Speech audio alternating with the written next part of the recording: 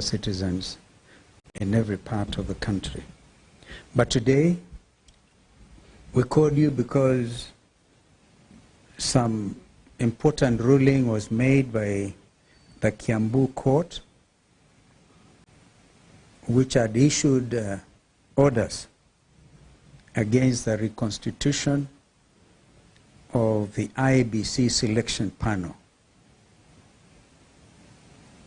itself a product of the IEBC Amendment Act, which is the only statute signed into law following the National Dialogue Committee deliberations. Now that, as we have said before, Azimio had nothing to do with it, and we are not here to talk about Azimio because a lot has been happening within Azimio itself.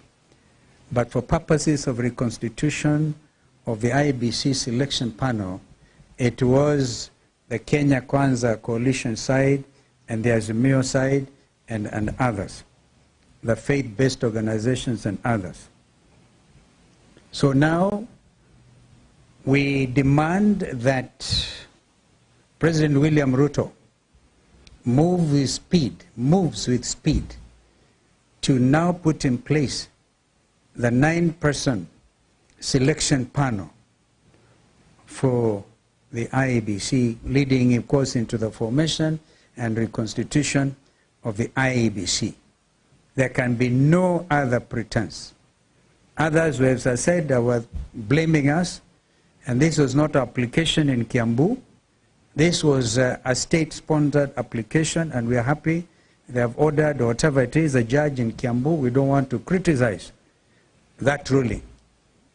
But now, the other matter in the Court of Appeal by Mr. Augustine Muli can continue because there are no orders. There are no orders in that matter before the Court of Appeal. The orders are only out of the Kiambu court.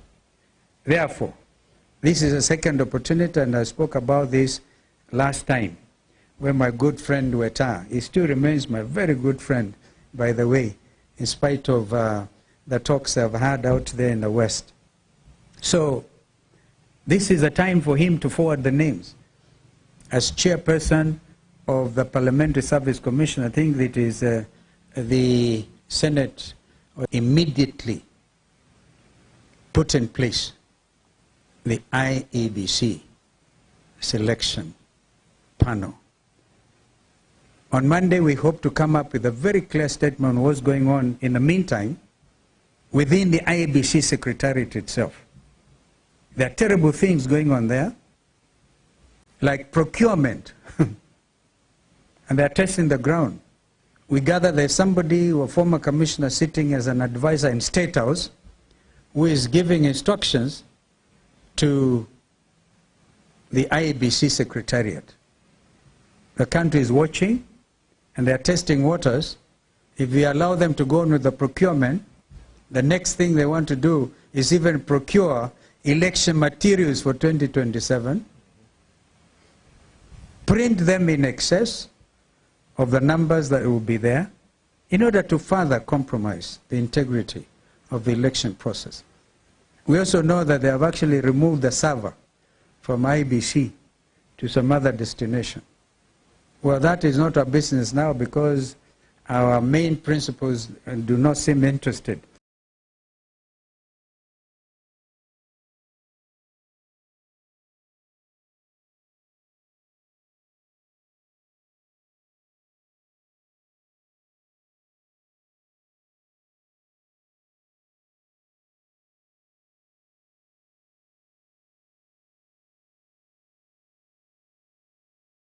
Tume ya uchaguzi ama selection panel ambayo itajihusisha sa na swala la uundaji upya kamati ama tume ya uchaguzi wa Kenya.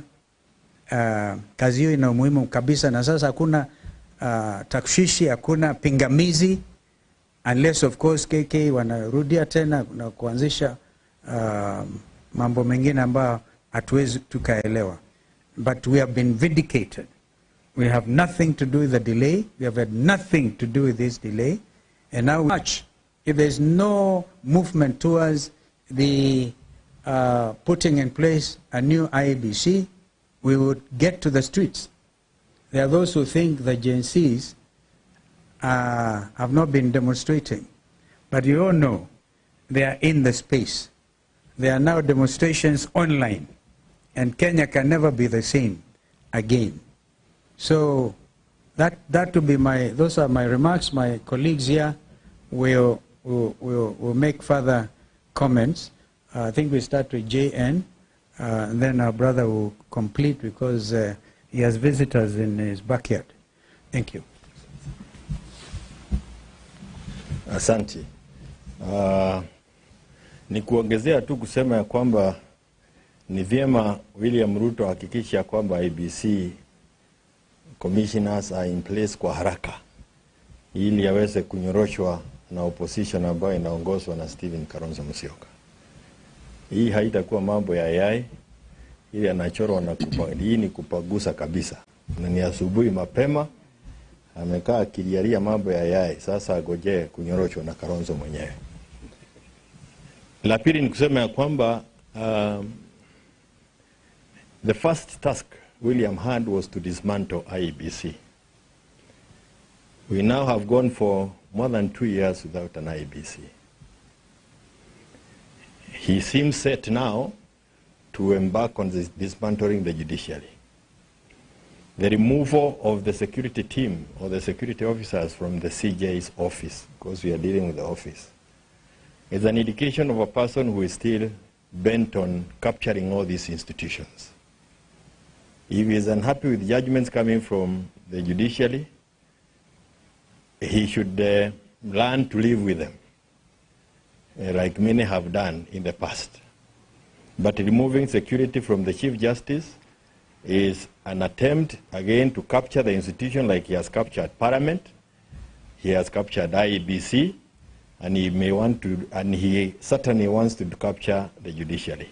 Na sisi tunataka kusimama na mambo ya mahakama na tuseme ya kwamba majaji wa mahakama waruhusiwa wafanye kazi yao bila maneno ya kuwasubua, hata kama hufurahii yale ambao wanatoa kama uamuzi. We demand the reinstatement of the security to the CJ and any other judicial officer whose security has been withdrawn. It is the only thing he can do. Ama pia achorwe.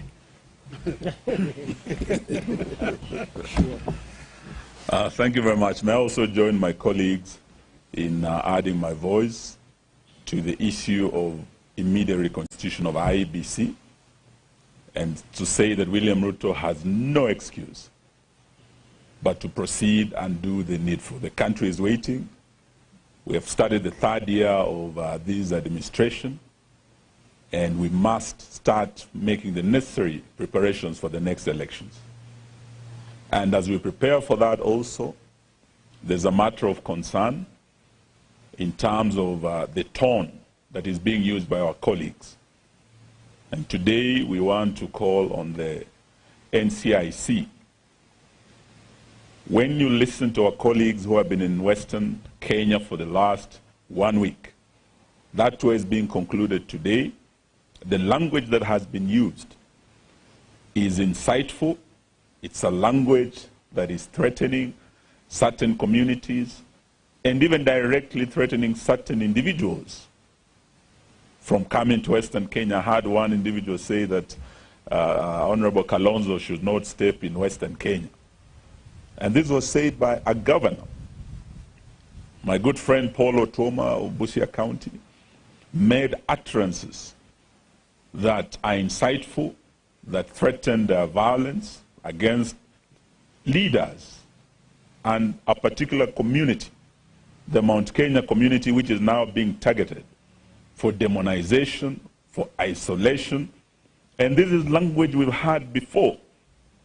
We remember the 2007 general election and the 2008 post-election violence, when language of 41 against 1 was used. The language of Madoa-doa, targeting certain communities. as we start entering the final phase of this administration and preparing for the next election, we didn't want to see this kind of language that will start poisoning the air ahead of the election. This is a language that can bring actually pre-election violence, and we have seen it in this country. We've seen election violence in this country, and we've seen post-election violence. And it comes out of language such as this. So we are, even as we challenge Mheshimiwa Ruto to proceed with speed on the reconstitution of IEBC, we also challenge NCIC. We've heard that they are threatening certain individuals. The law is and charged. Would like to see Honorable Tuoma, who made similar statements, also charged, and others who have made similar statements. So that's what I want to say today. But as to my colleagues, I want to tell them you are all welcome to Western Kenya. In December, I hosted my colleagues. We had a very good time in Kakamega with Honorable Kalonzo Musyoka. We actually started the year together in Kakamega, in Trans Nzoia, and the people of Western Kenya are people of Mlembe. They are people of peace. They love visitors. And they were able to welcome Honorable Kalonzo very, very well. We also hosted Honorable Gachagua in Kakamega, and the people of Kakamega were very happy to have him. So Honorable Tuoma, we are coming to Busia County. I'll soon be hosting my brothers there. We will also be going to Bungoma and other parts of Western where we didn't visit.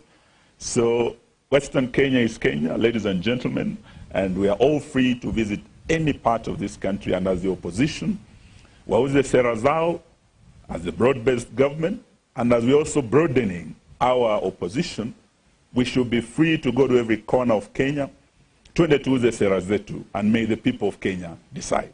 Asanteni sana. Are there any questions? We could. Yes, sir. Yes, Ibrahim.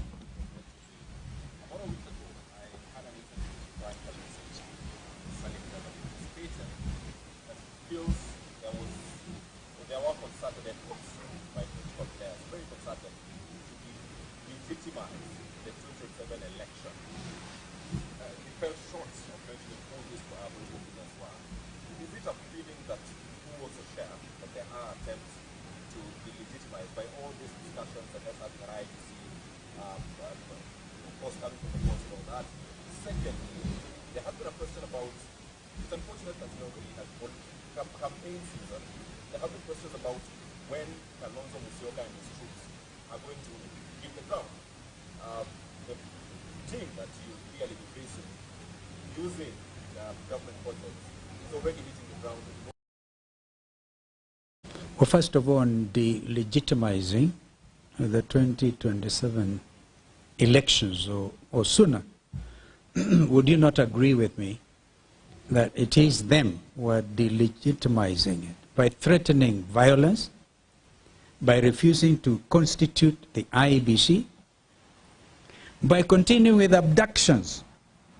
Can you imagine a young Kenyan mother, not so young, this lady was abducted, Joki, for a misdemeanor.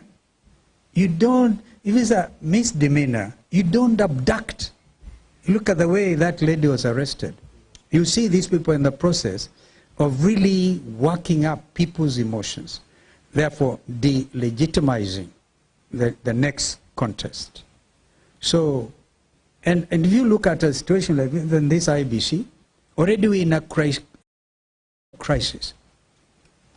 because the boundaries review has not been done. And yet, under NADCO, we made specific recommendations that, for example, the period be extended as in JN to 14 or 15 years, within which to carry out boundaries review. But already the country is in breach of a fundamental constitutional obligation. With regard to us, and I agree with you, these guys obviously are campaigning. But as they campaign, I advise them, if indeed they would take my advice, not to show open anger. Yani hasira ya ajabu. Umeiona hasira. Kumbukeni hasira ni hasara. Na kiburi, kujipiga kifua. Kwa kwa sababu tumesema tu kwamba if a company is in receivership, under receivership, like Mumia Sugar, how does a company under receivership issue bonuses? And therefore Salasia was spot on asking them, where are you getting this money from? First of all, it's very little. And I think Peter Salasia is still waiting to see which of the Mumia Sugar outgrowers have gotten some money in their M-Pesa. Na hiyo inazua hasira. Hasira ya ajabu. Kwa hivyo wajiandae, tunakuja na tuna mipangilio yetu. Actually what we want to do is to come up with rallies which are going to be based on issuance of IDs to the Kenyan youth, the agencies and others, and combine that with the registration of voters. We will not be renting crowds.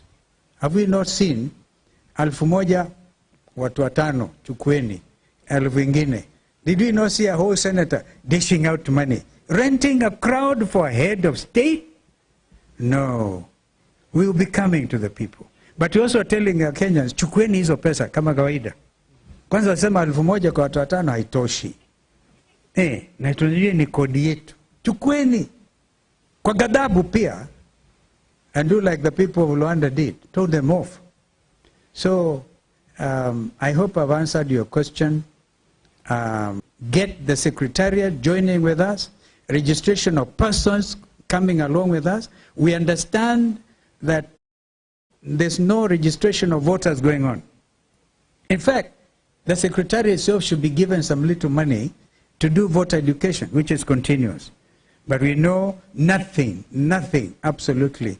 Therefore, already in breach of the fact that registration of voters is a continuous exercise. That will be our #1 mission, even as we look at the other complications that continue. But the issue of governance to us is so important. Corruption everywhere. Ndio hii kitu inawauma sana. We'll continue to call them out because of what they are doing. Thank you. Asante. Thank